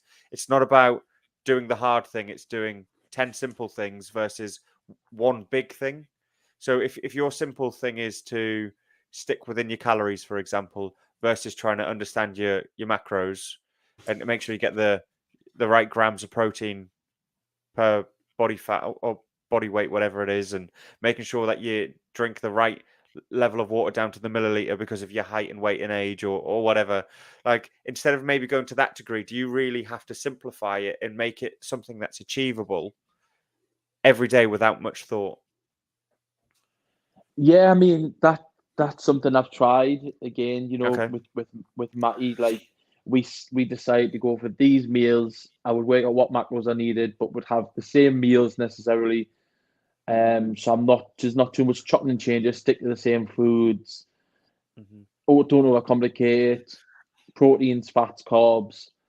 The rule of thumb is 1 pound of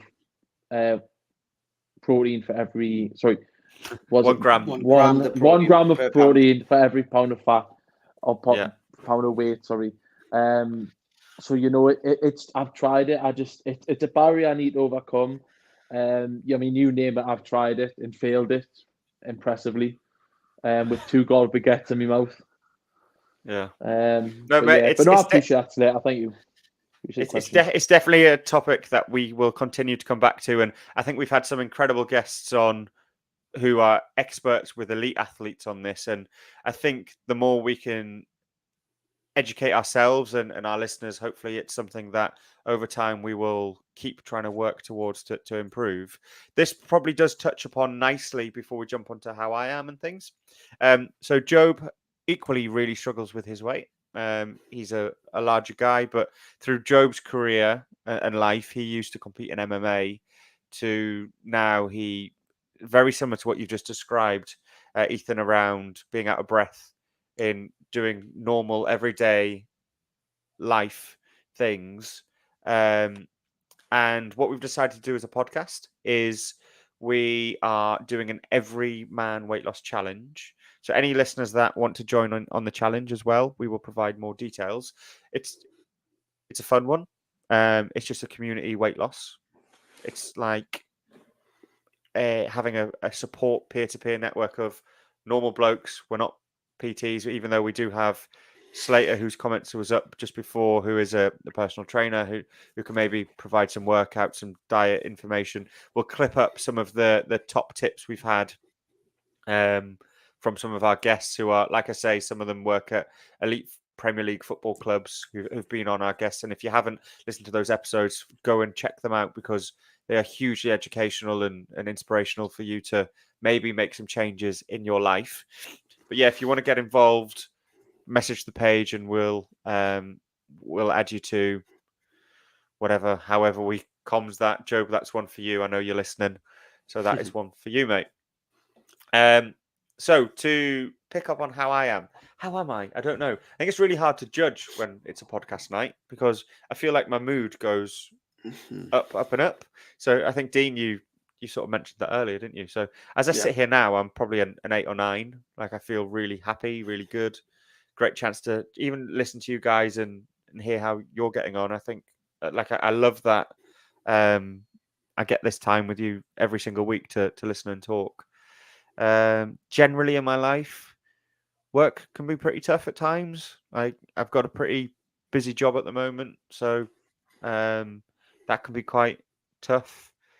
Family life, work-life balance, they're the things that, and doing the podcast and trying to get fit and trying to play football and be a good dad and like trying to learn and trying to eat healthy. Like there's so much, and I put them all on my plate. That's the problem. I try and balance too much and I'm not very good at it. So I would say at the moment I'm probably a 6. I would say yesterday I felt really good, like you guys. We played football. We had a good bit of bro time, which was really good.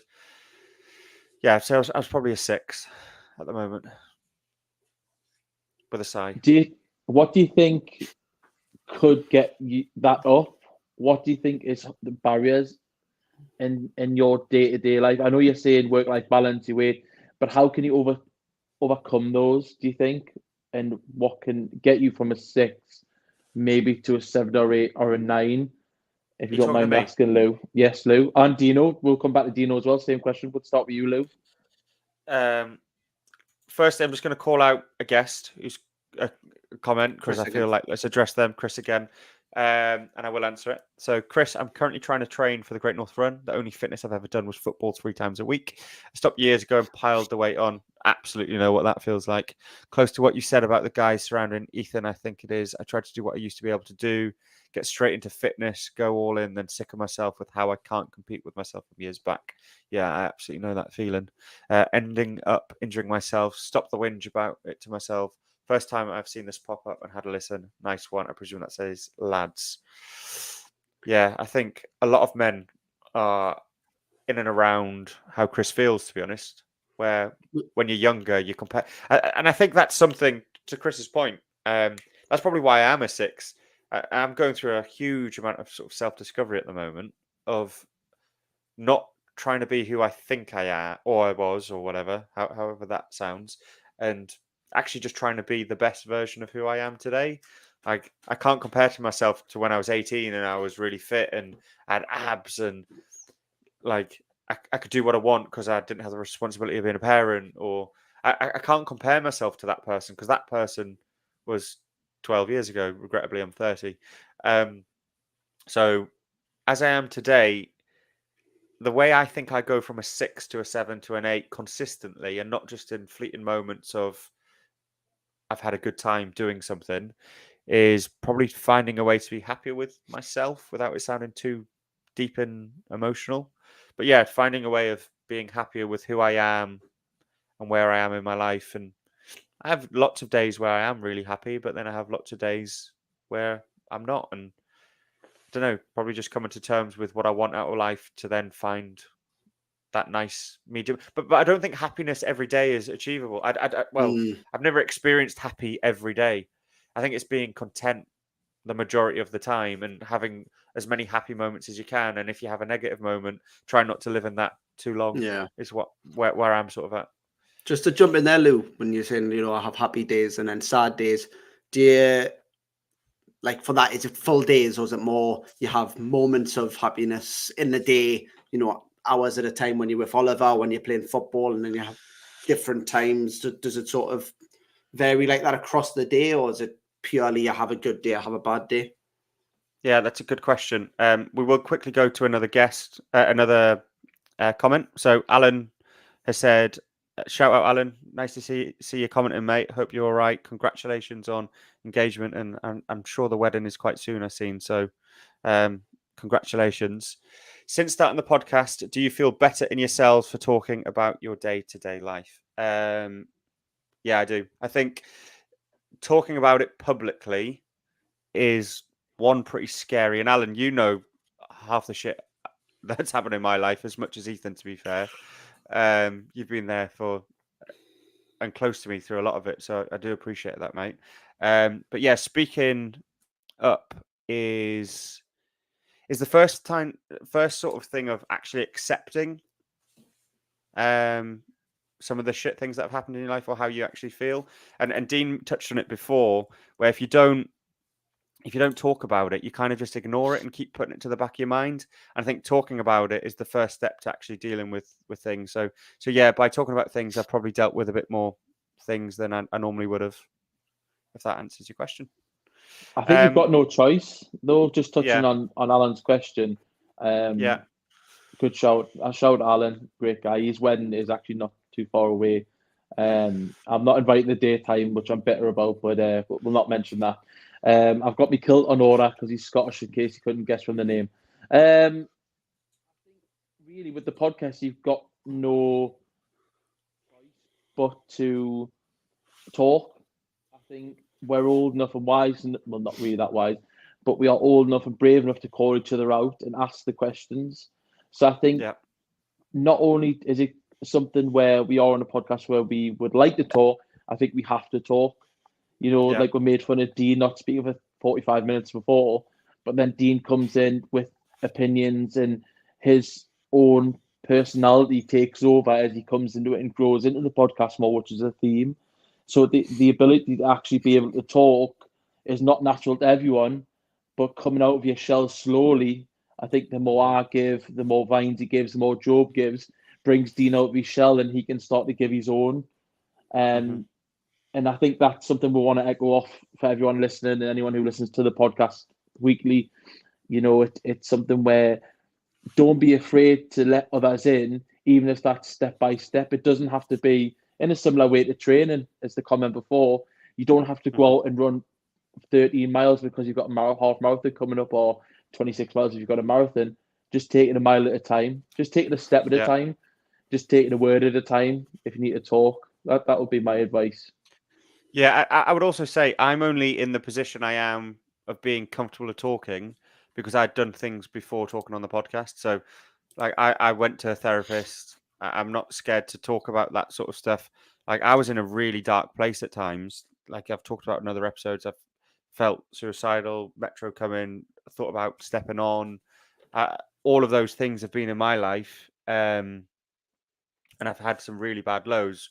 So because I've spoke about those things probably now multiple times, I'm in a position where I'm comfortable. I don't feel like I'm massively stretching myself by talking about that. I'm now in a place where I want to talk about that stuff because I don't want anyone to feel how I felt. So yeah, Dean, going back to your question, can you repeat it? I was just asking because you said I have good days and I have bad days, and what I was trying to say to you was, you know, I sometimes feel like that, but there's moments of the day that are actually good. You know, so I was just asking you mainly is it that you have full days, like when you're low, and when you're high, or do you find that it's sort of, you know, you have peaks and troughs throughout the day? I think both, to be honest. So if I have a low day and I don't address it, so that's going out for a walk, reaching out to one of you guys, playing football, speaking to my missus, spending time with my son. If I don't do something to pull my mood up, I can crash and crash and crash. Like I can keep going down, and it's not nice actually. So, and it doesn't happen. To be honest, it hasn't happened for a long time, and that's mainly because I know how to cope with what my moods do. So I know if I'm getting towards a lower mood, there's things I have to do. So I have to be proactive with it. And we've talked about it before. When people are in a low mood, it's so easy to get sucked down and down and down because you get in that depressed state. Like you start eating shit. You sit in the house. You sit on the sofa. You don't see your friends. You might drink some alcohol because you know what? It numbs the pain. It makes you forget things or whatever. So I try and avoid that. So I generally don't drink. Like I'll have the odd drink every now and then, but I don't go out every weekend anymore. I'm lucky if it's once a month, if that. I can go months now without it comfortably. I try not to eat shit unless it's a weekend.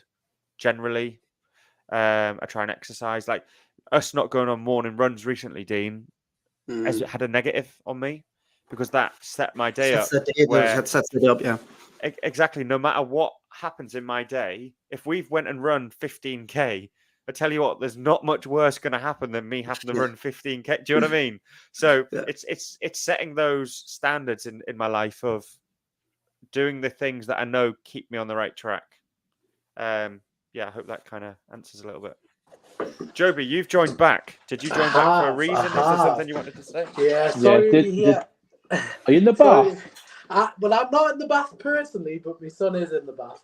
I just wanted to actually kind of keep the camera off. This is not one of those. Yeah, I'm not get as bad. But if you hear him in the background, it's not my fault because he's quite vocal. But yeah, no, it was actually funny enough, perfect timing because I actually was kind of wanting to talk about what Dino was just saying about the sort of having a bad day as opposed to having like parts of the day that's bad. I find a lot of the time it's hard to like distinguish the difference between a bad day and a bad moment of a day. And what I mean by that is sometimes I can have a really, really, really class day. One thing happens that makes us feel shitty, and I remember the shitty moment and not the 50 good things that happened on that day. And I think that's a hard thing to actually do mindset wise, is getting the mindset of, yeah, something shitty is happening, or maybe I'm going through this, or I'm a bit in my feels at the moment, but equally this happened, that was excellent, this was great, this was, do you know what I mean? And I don't know if you lads have got any tips of what you do anyways from your perspectives, because if you figured out like a way around that, you know what I mean?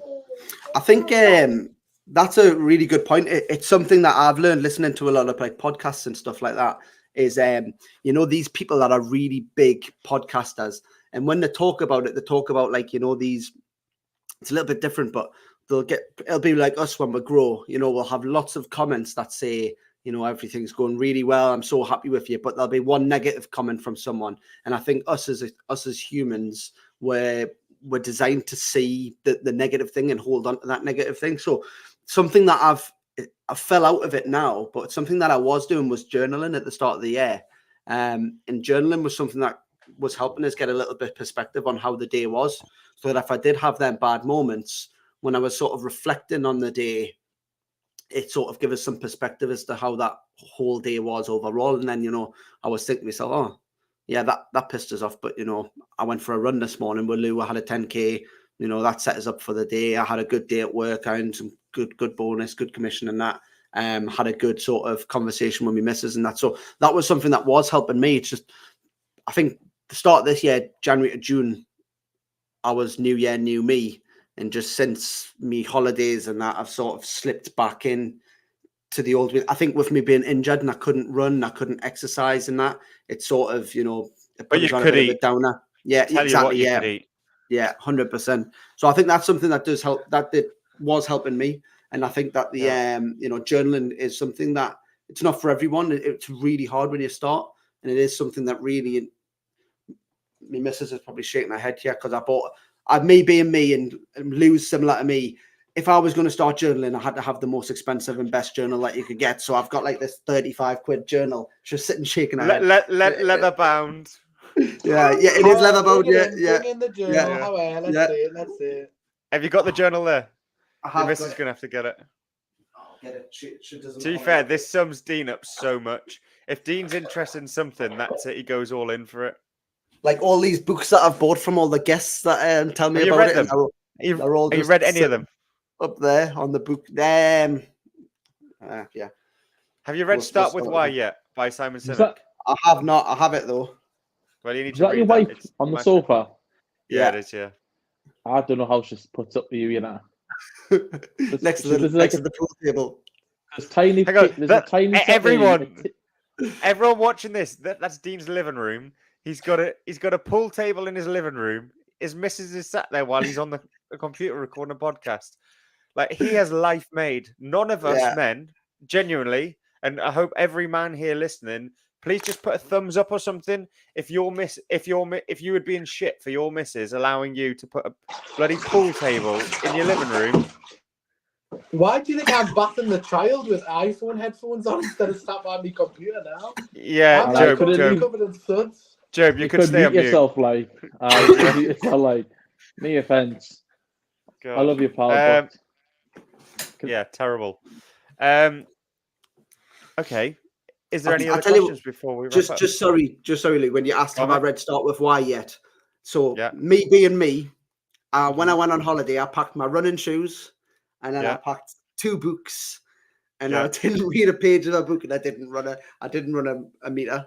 So yeah, we've got loads of ideas, and they all seem good at the time, and then I'm on again. I can easily just slip back and fall into old habits. So it's something that I need to work on all the time. Like I need to have a goal.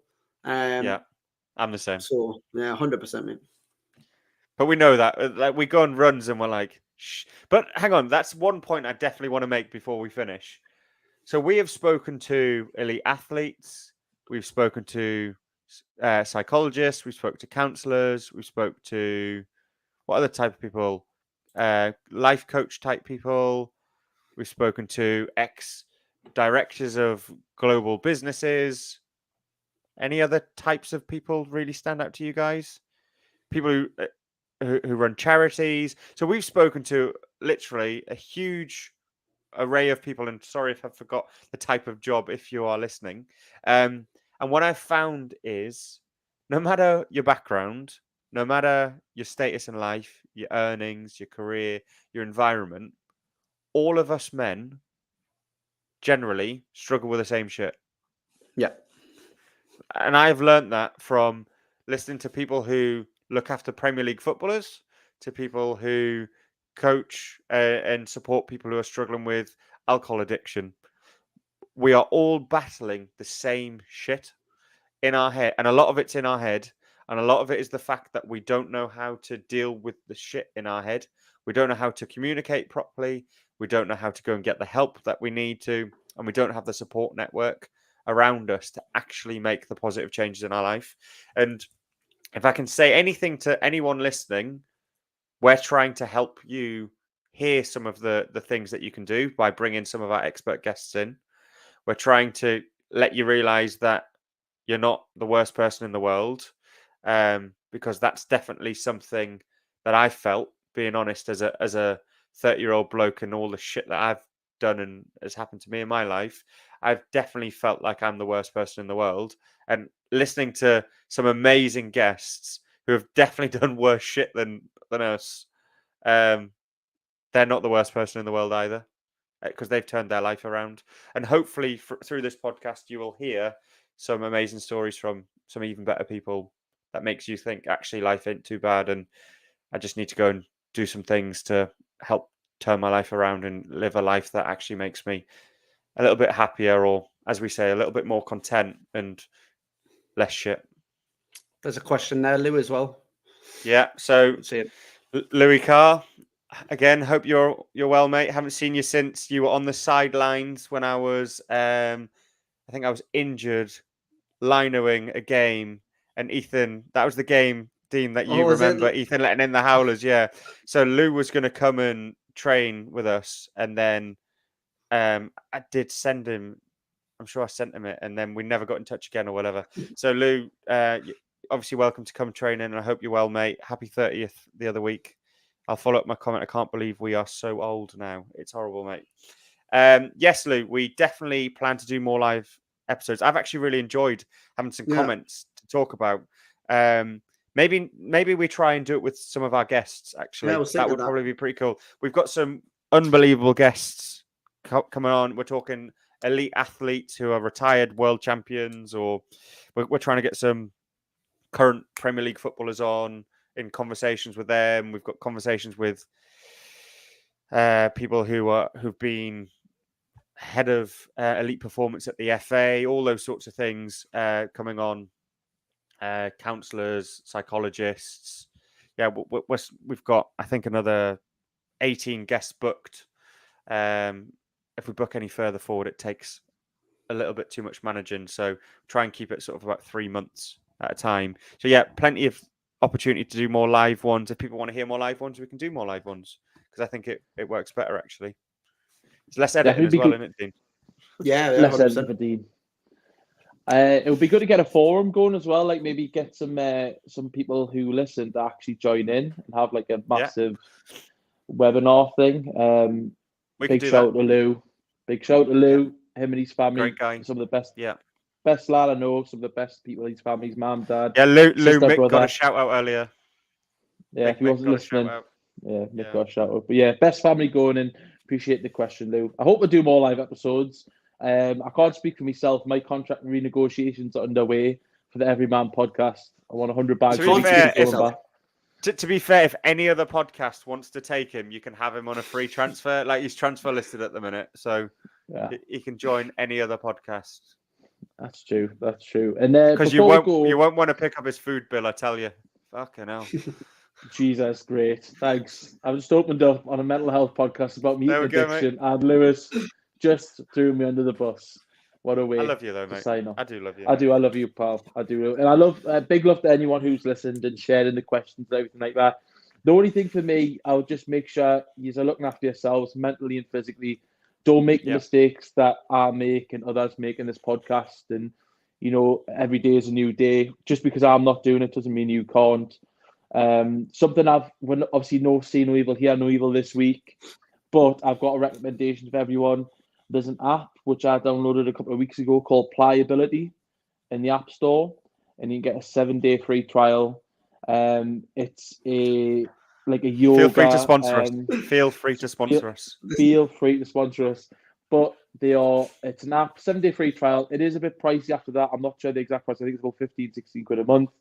But you get daily workout routines in the sense of like a yoga workout or stretching, working on sort of your muscles and things like that. It's not necessarily a gym app. You don't go and throw weights around, you go run, but you actually take a lot of time to also think in yourself, and you get the chance to think about the day ahead during that process. It is a bit difficult at times, and it can be a bit tough on the old legs and the back and things. But if you've got it, I would definitely give the 7-day free trial. Have a bit of a play around with your pliability. It's done wonders for my hamstrings, back. I feel $1 million doing it every morning. So yeah, that would be my recommendation for the week. Appreciate that, Ethan. We do have one last comment from Carl. Shout out to Carl. Played well yesterday, mate. Nice to see you as well. Sounds like you all like running. I don't know if I like it, but I feel it's something we have to do. Have you ever thought about joining a running club on your good days? You're all surrounded by people, for example, at football at weekend, and joining a running club would give you that interaction through the week as well as working on your fitness. Yeah, it's a really good shout, but being honest, mate, I hate running. Like, I enjoy the morning coastal run with Dean or Dan, if I can get Ethan there, where it's just that piece. I'm not sure I would want to, because I would probably get in my own head a little bit of the fact I'd be really shit at it compared to people who actually compete at running. And I'm happy to be proven wrong, but I don't know if I would love that. I know Dan, one of the lads who was in the podcast, and Rico, Reese Calvert, who wants to come on and share his story. I know Reese is part of one of the running clubs, isn't he? So, yeah, definitely one that people should be looking at doing if they want to go and join somewhere where they can feel probably a little bit of the things we're trying to talk about here, like part of something, and people there trying to achieve things and get a bit healthier. It's just the way me and you all do though as well. Like we would start running like 40 times a week, and then we wouldn't be playing football. Like it's just spread. I like the idea of it, and I think probably something maybe when I stop playing football, like it'll probably be something that I'll look at. But I know Carl's a good runner. Got some good times. He's a great runner. Yeah, was looking at Strava yesterday, so brilliant. But no, I just feel like I see them out running. I would be at the back. Like I don't have the time though either. The truth is, so like we end up running really early, mainly because of my time. The fact that I've got to look after my son, so I don't have the like I said before. You got work, football, family, like friends, personal life, like the podcast. Like, it's really hard to fit then something. If anything, I need to drop something, not add something in. I'm on the same. Yeah, I'm kind of at that point. I think Carl made a great shout there, though, to be fair. I think not just us on the pod. I think if there's something that you enjoy doing, whether that's running, football, rugby, there are avenues out there for you. So no matter, I know you guys are saying you probably aren't the fastest. I can testify that I watched you both play football yesterday, and these are not the fastest. But I think anyone out there who wants pot to... kettle fat, that's it, isn't it? Pot kettle fat. But I think there's so many different clubs and avenues out there. Get on Facebook, get on Instagram, get on Google. As much as social media can be a hurtful place at times, it can also be a good tool to use. Find a local team, find a local club, get out there. You'll not be the best at it the first time. You'll probably not be the best at it for your first year. But there's nothing stopping you from holding back and actually enjoying yourself. And if anything, it might help your mental state as well as your physical state. So great point there, Carl. I think anyone who wants to do it, get out there and do it. Yeah. What I will also say is anyone who's listening, Lou, I'll pop your message up actually because it's a good one. Anyone who's listening who wants to get themselves a bit fitter, and wants to be around a bit of a football environment and get back training, you're more than welcome to come and train with the King's Arms. So I started that club about 3 years ago on the back of playing football with work. Mainly it was probably the early start of this podcast. It was to help me and my mates with a bit of football to help us with our physical and mental health. So yeah, absolutely. If people want to come and start getting fit and playing football again and be around a group of lads, Danny saying to prove he's still quicker than Vines, mate. It's not hard nowadays. I'm not gonna lie. I'll still be better than you though, so it's all right. So yeah, you're welcome on a Wednesday. So we train on a Wednesday night. I think we have a game this Wednesday. We have a game Sunday, but we'll have training back on next Wednesday. We'll make sure the page shares it. Is it going to be Churchill 6:30? I think Churchill 6:30. Aye. Churchill at 6:30 every Wednesday.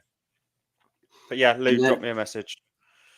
I'll jump in there, boys, as well. So, a couple of people might have listened to the podcast, but I'll just plug what I do as well. So, I'm part of an organisation. So, some people might think, I want to get back into playing football, but I've let myself go. I'm a bit bigger now, or I'd like to lose some weight. Me and my friends take part in an organisation called Man v Fat, which is basically a 6-a-side football league, which is based around weight loss. So you have like a combined score of the pitch score as well as your team's weight loss score. So for example, last week our team won 4-0, but the other team had lost more weight and they tracked all their food. They've done a couple of the other trials and stuff that they have for us to do. And their team actually beat us overall. So they won 8-7. So it's a good thing to get you back into football. That's when I started. I've lost 25% of the weight that I was when I first joined. I'm back probably about 15 now, but I'll get back to 25. You don't just play 6-a-side though, do you? You play 11-a-side matches. There's a national tournament and all those sorts of things with it as well, isn't there? Yeah, that's right. So yeah, a part of the 6-a-side is the entry to be able to play the 11-a-side. So by all means, feel free if you do like it, if you do like the idea of that, and you're a bigger gentleman such as myself, and you do want to sort of get back into playing football, by all means, drop us a message on the pod page, and I'll point you in the right direction. It's a real eye opener, and I think Lewis touched on this before. We've had so many guests. We've had guests that have struggled and been on the brink of mental health and suicide. We've had guests that deal with elite athletes and stuff like that. And a lot of the thing that comes back to, and a lot of the advice that we've been getting from these people is physical exercise and activity, whether that's going to the gym or going for runs and stuff like that. But that it plays such an important part to having good and strong mental health. So definitely, if you feel like you are struggling with your mental health, first thing to look at is are you active, are you up and about, and if not, can you be? And honestly, once you start, it does help push you in the right direction. Yeah, no, couldn't agree with that more, Dean. And great shout out to Man versus Fat to anyone who's interested. We'll end on the last comment where Alan says Vines plays for draws. Alan, I'm a midfielder now, so Still plays for draws. Still play for draws. Still plays for draws. 0-0 Vines. 0-0. Just misses less chances because I'm not in those positions. But yeah. To everyone who has listened tonight across LinkedIn, YouTube, and Facebook, thank you very much for listening to The Everyman. If you're catching this at a later date, thank you very much for not watching live and catching up. You can follow us on Apple Music, Apple Podcasts, Apple Amazon Podcasts, Music, Spotify, and YouTube, which are our sort of main platforms. Like I said, we've got a load of guests coming up. This is technically episode 21, but we are some of the episodes from episode 13 to 20 are still yet to drop, which come in over weeks. So we definitely could do that better than we have this one because it'll always show us incorrect. 14's just gone out on the podcasts, and then I think 8's just gone out on the YouTube. Maybe we need to speed the YouTube up then. To catch up. It is. It's going quicker, so we'll catch. We can catch that up. Cool. All right. Well, thank you very much, everyone. We really appreciate it, and hopefully, we will catch you on the next one. Yep. Good night. See you there, guys. Thanks, Jude. Cheers, guys. Thanks for engaging. Thanks. Take care. Bye bye. Bye bye. Blessed. Stay blessed.